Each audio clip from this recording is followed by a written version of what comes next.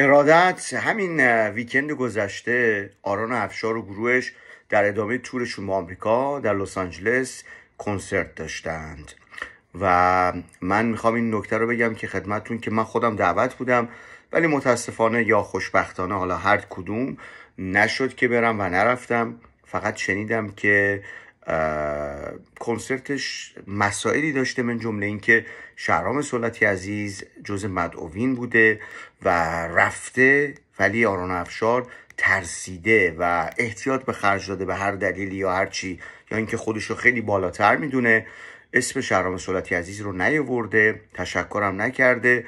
گرچه اگر اسم کسی رو نمی آورد اشکالی نداشت، ولی اسم چند نفر رو آورده، من جمله استاد صادق نوجکی که خیلی هم مخلصشم. آرون افشار عزیز، اگر میترسی، اساسا آرون افشار که میگم یعنی آرون افشارهای نوعی، اگر میترسید و مسائلی هست و در بلاد کفر و در آمریکا میاید، که آقا نیایید.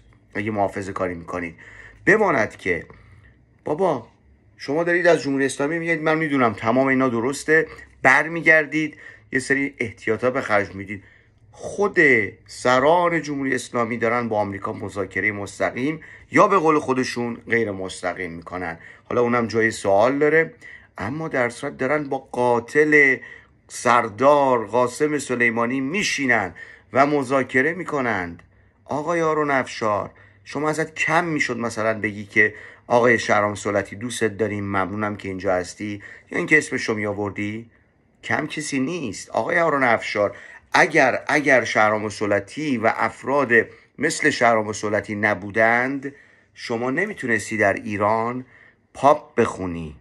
و یادت باشه حالاها باید بدویی که به گرد پای ایشون برسی. ارادت.